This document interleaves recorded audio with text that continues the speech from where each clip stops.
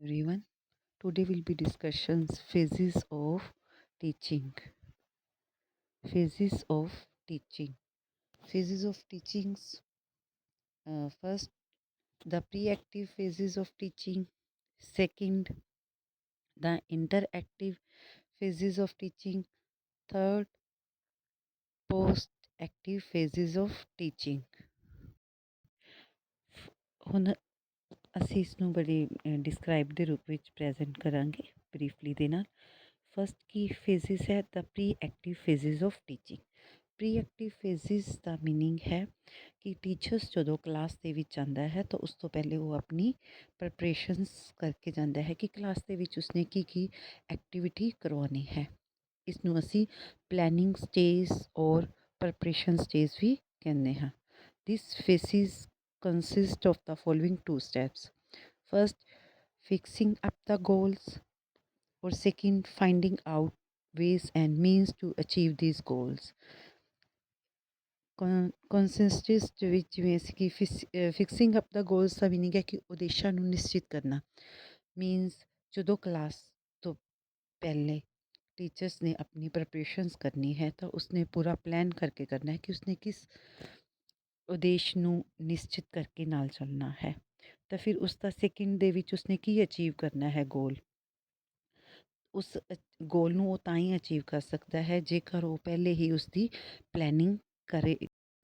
So pre active phases means planning stage or preparation stage. Second key है interactive phase of teaching. This is the stage when actual teaching learning take place.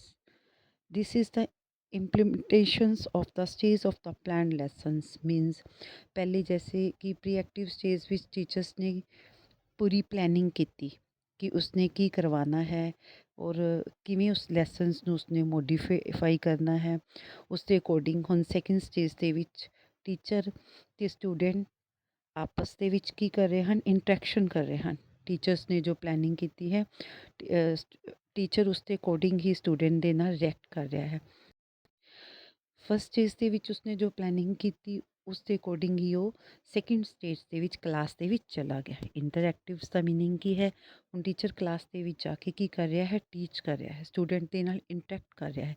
ਇਹ teachers ਅਤੇ student ਦੀ interactions process ਵੀ ਇਸ ਨੂੰ ਅਸੀਂ ਕਹਿ ਸਕਦੇ ਹਾਂ ਕਿ ਇਸ ਡਿਊਰਿੰਗ ਟੀਚਰਸ ਨੇ ਇਸ ਦੇ ਡਿਊਰਿੰਗ ਕੀ ਕੀਤਾ, ਪਰਸੈਪਸ਼ਨਸ, ਡਾਇਗਨੋਸ, ਰਿਐਕਸ਼ਨਸ। ਪਰਸੈਪਸ਼ਨਸ ਮੀਨਸ ਉਸਨੇ ਸਟੂਡੈਂਟ ਔਰ ਟੀਚਰਸ ਬੋਥ ਪਰਸੈਪਸ਼ਨਸ ਟੀਚਰਸ ਨੂੰ ਵੀ ਪਤਾ ਚੱਲਦਾ ਕਿ ਕਲਾਸ ਦਾ ਇਨਵਾਇਰਮੈਂਟ ਕਿਸ ਤਰ੍ਹਾਂ ਦਾ ਹੈ ਔਰ ਸਟੂਡੈਂਟ ਦਾ ਬਿਹੇਵੀਅਰ ਕਿਸ ਤਰ੍ਹਾਂ ਦਾ ਹੈ, ਉਸ ਨੂੰ ਉਹ ਪਰਸੀਵ ਕਰਦਾ ਹੈ। ਉਸ ਸਟੂਡੈਂਟ ਦੀ ਇੰਟਰਸਟ ਦੇ ਅਕੋਰਡਿੰਗ ਹੀ ਉਹ ਆਪਣੀ ਟੀਚਿੰਗ ਕਰਦਾ ਹੈ। ਇਸ ਦੇ ਨਾਲ ਕੀ ਹੁੰਦਾ ਹੈ ਕਿ teaching learning process easily success ਹੁੰਦੀ ਹੈ। ਸੈਕਿੰਡ ਪੁਆਇੰਟ ਕੀ ਹੈ, ਡਾਇਗਨੋਸ। ਡਾਇਗਨੋਸ ਦਾ ਮੀਨਿੰਗ ਹੈ ਜਿਵੇਂ ਆਪਾਂ ਕੋਈ ਵੀ ਬਿਮਾਰ ਹੋ ਜਾਏ ਤਾਂ ਉਸਨੂੰ ਕਿਸ ਦੀ ਲੋੜ ਹੁੰਦੀ ਹੈ, ਡਾਕਟਰ ਦੀ। ਡਾਕਟਰ ਕੋਲ ਜਾਂਦਾ ਹੈ, ਡਾਕਟਰ ਨੂੰ ਆਪਣੀ ਬਿਮਾਰੀ ਦੱਸਦਾ ਹੈ ਤਾਂ ਫਿਰ ਡਾਕਟਰ ਕੀ ਕਰਦਾ, ਉਸ ਦਾ ਡਾਇਗਨੋਸ ਕਰਦਾ ਹੈ, ਉਪਚਾਰ ਕਰਦਾ ਹੈ। ਉਸੇ ਹੀ ਤਰ੍ਹਾਂ ਟੀਚਿੰਗ ਵਿੱਚ ਵੀ ਟੀਚਰ ਸਟੂਡੈਂਟ ਦੀ ਮੈਂਟਲ ਅਬਿਲਿਟੀ, ਇੰਟਰਸਟ ਸਭ ਚੀਜ਼ ਨੂੰ ਦੇਖ ਕੇ ਹੀ ਉਸਨੂੰ ਲਰਨਿੰਗ ਕਰਵਾਉਂਦਾ ਹੈ, ਉਸਨੂੰ ਟੀਚਿੰਗ ਕਰਵਾਉਂਦਾ ਹੈ, ਉਸਨੂੰ ਸਿੱਖਣ ਲਈ ਈਜ਼ੀ ਬਣਾ ਦਿੰਦਾ ਹੈ ਤਾਂ ਜੋ ਬੱਚਾ ਉਸਨੂੰ ਸਮਝ ਸਕੇ। ਜੋ ਅਸੀਂ ਇਹ ਕਰ ਰਹੇ ਹਾਂ, ਜਿਵੇਂ ਪਹਿਲਾਂ ਪਰਸੈਪਸ਼ਨ ਕੀਤਾ, ਫਿਰ ਡਾਇਗਨੋਸ ਕੀਤਾ, ਇਹ ਇੰਟਰਐਕਟਿਵ ਫੇਜ਼ਿਸ ਆਫ ਟੀਚਿੰਗ ਦੇ ਹੀ ਪਾਰਟ ਹਨ। ਸੈਕਿੰਡ ਕੀ ਹੈ, ਰਿਐਕਸ਼ਨ। ਹੁਣ ਟੀਚਰਸ ਨੇ ਕੀ ਕੀਤਾ, ਜਿਵੇਂ ਪਹਿਲੇ ਪਰਸੈਪਸ਼ਨਸ ਕੀਤੀ, ਪਰਸੈਪਸ਼ਨਸ ਦੇ ਵਿੱਚ ਉਸਨੂੰ ਪਤਾ ਚੱਲ ਗਿਆ ਕਲਾਸ ਦਾ ਇਨਵਾਇਰਮੈਂਟ ਕਿਵੇਂ ਹੈ, ਟੀਚਰਸ ਦਾ ਬਿਹੇਵੀਅਰ ਕਿਵੇਂ ਹੈ, ਸਟੂਡੈਂਟ ਦਾ ਬਿਹੇਵੀਅਰ ਕਿਵੇਂ ਹੈ, ਉਹ ਕਿਵੇਂ ਉਹ ਕਰ ਰਹੇ ਹਨ ਅਤੇ ਬੱਚਿਆਂ ਨੂੰ ਵੀ ਪਤਾ ਚੱਲ ਰਿਹਾ ਕਿ ਟੀਚਰਸ ਦਾ ਕੀ ਬਿਹੇਵੀਅਰ ਹੈ। ਉਸ ਦੇ ਅਕੋਰਡਿੰਗ ਉਹ ਇੰਟਰੈਕਟ ਕਰਦੇ ਹਨ। ਸੈਕਿੰਡ, ਜਦੋਂ ਟੀਚਰਸ ਨੂੰ ਪਤਾ ਚੱਲਦਾ ਹੈ ਕਿ ਉਹਨਾਂ ਦੀ ਮੈਂਟਲ ਅਬਿਲਿਟੀ ਕੀ, ਉਸਨੂੰ ਡਾਇਗਨੋਸ ਕਰਦਾ ਹੈ।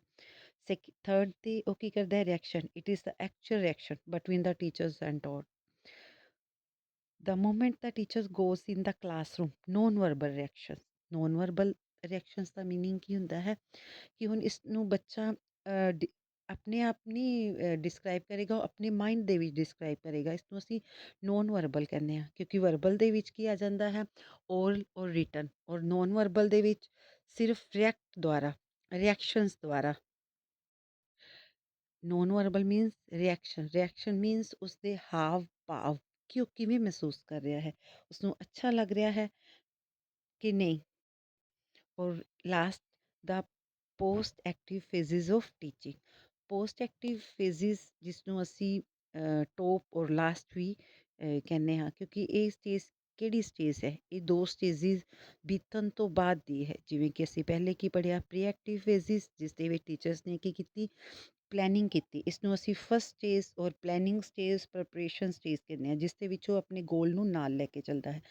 ਸੈਕਿੰਡ ਸਟੇਜ ਦਾ ਇੰਟਰਐਕਟਿਵ ਫੇਜ਼ਿਸ ਆਫ ਟੀਚਿੰਗ, यानी कि इंटरएक्टिव मीन्स क्लास टीचर चला गया, उसने इंटरेक्शन की, इंटरेक्शन ਦੇ ਡਿਊਰਿੰਗ ਉਸਨੇ ਪਰਸੈਪਸ਼ਨਸ, ਡਾਇਗਨੋਸ, ਰਿਐਕਸ਼ਨਸ, ਤਿੰਨਾਂ ਮੈਥਡਸ ਨੂੰ ਨਾਲ ਨਾਲ ਯੂਜ਼ ਕੀਤਾ, ਤਾਂ ਜੋ ਬੱਚਾ ਉਸ ਦੇ ਪ੍ਰਤੀ ਕੀ ਰਿਐਕਟ ਕਰੇਗਾ, ਉਸ ਨੂੰ ਕਿਵੇਂ ਸਮਝੇਗਾ ਇਸ ਬਾਰੇ। ਹੁਣ ਪੋਸਟ ਐਕਟਿਵ, ਉਸਨੇ ਪੋਸਟ ਐਕਟਿਵ ਦਾ ਮੀਨਿੰਗ ਹੈ ਆਊਟਪੁੱਟ ਕੀ ਹੈ, ਉਸਦਾ ਇਵੈਲੂਏਸ਼ਨ ਸਟੇਜ ਹੈ ਇਹ, ਕਿ ਬੱਚਿਆਂ ਨੂੰ ਕਲੀਅਰਲੀ ਸਮਝ ਆ ਗਿਆ ਕਿ ਨਹੀਂ, ਜੋ ਉਸਨੇ ਏਮ ਲੈ ਕੇ ਫਸਟ ਸਟੇਜ ਦੇ ਵਿੱਚ ਜੋ ਉਸਨੇ ਏਮ ਲਿਆ, ਉਸ ਏਮ ਨੂੰ ਇਸ ਦੇ ਵਿੱਚ ਉਸਨੇ ਪੂਰਾ ਕਰਨਾ ਹੈ। ਔਰ ਫਿਰ ਉਸਨੂੰ ਆਪਣੇ ਆਪ ਹੀ ਪਤਾ ਚੱਲ ਜਾਏਗਾ ਆਊਟਪੁੱਟ ਦੇ ਵਿੱਚ ਕਿ ਉਸਨੂੰ ਜੋ ਫੀਡਬੈਕ ਮਿਲ ਰਹੀ ਹੈ, ਫਿਰ ਉਸ ਦਾ ਇਵੈਲੂਏਸ਼ਨਸ ਕਰੇਗਾ, ਇਵੈਲੂਏਸ਼ਨਸ ਆਫਟਰ ਉਸਨੂੰ ਪਤਾ ਚੱਲੇਗਾ ਕਿ ਜੋ ਬੱਚਿਆਂ ਨੂੰ ਉਸਨੇ ਕਰਵਾਇਆ ਹੈ ਕੰਮ, ਕਿ ਉਸਨੂੰ ਸਮਝ ਆ ਰਿਹਾ ਹੈ। ਇਹ ਸਮਝਣ ਤੋਂ ਬਾਅਦ ਉਸਨੂੰ ਪਤਾ ਚੱਲ ਜਾਏਗਾ ਕਿ ਉਸਨੇ ਫਿਰ ਆਪਣੇ ਮੈਥਡ ਦੇ ਵਿੱਚ ਕਿੰਨੀ ਚੇਂਜਿੰਗ ਕਰਨੀ ਹੈ, ਤਾਂ ਜੋ ਬੱਚੇ ਵੱਧ ਤੋਂ ਵੱਧ ਉਸਦਾ ਆਨਸਰ ਦੇ ਸਕਣ ਅਤੇ ਪਾਰਟੀਸਪੇਸ਼ਨ, ਜਿਸ ਨਾਲ ਟੀਚਰਸ ਆਪਣੇ ਏਮ ਨੂੰ ਅਚੀਵ ਕਰ ਸਕੇ। ਇਹ ਅਸੈਸਮੈਂਟ ਦੇ ਦੁਆਰਾ ਹੁੰਦਾ ਹੈ। ਅਸੈਸਮੈਂਟ ਟੀਚਰ ਕਿਸੇ ਵੀ ਤਰ੍ਹਾਂ ਕਰ ਸਕਦਾ ਹੈ, ਕੁਐਸਚਨ ਪੁੱਛ ਕੇ ਕਰ ਸਕਦਾ ਹੈ, ਕੋਈ ਪ੍ਰਤੀਕਿਰਿਆ ਕਰਵਾ ਕੇ ਕਰਵਾ ਸਕਦਾ ਹੈ, ਪਾਰਟੀਸਪੇਸ਼ਨਸ ਦੁਆਰਾ ਕਰ ਸਕਦਾ ਹੈ, ਐਕਟੀਵਿਟੀਜ਼ ਦੁਆਰਾ ਕਰ ਸਕਦਾ ਹੈ। Thus, we find that all the three phases of teaching learning process are important in their own ways. They are interrelated and interdependent. Thank you. This topic is related to B.Ed, DLED, M.Ed, education, NET, PTET, CTET.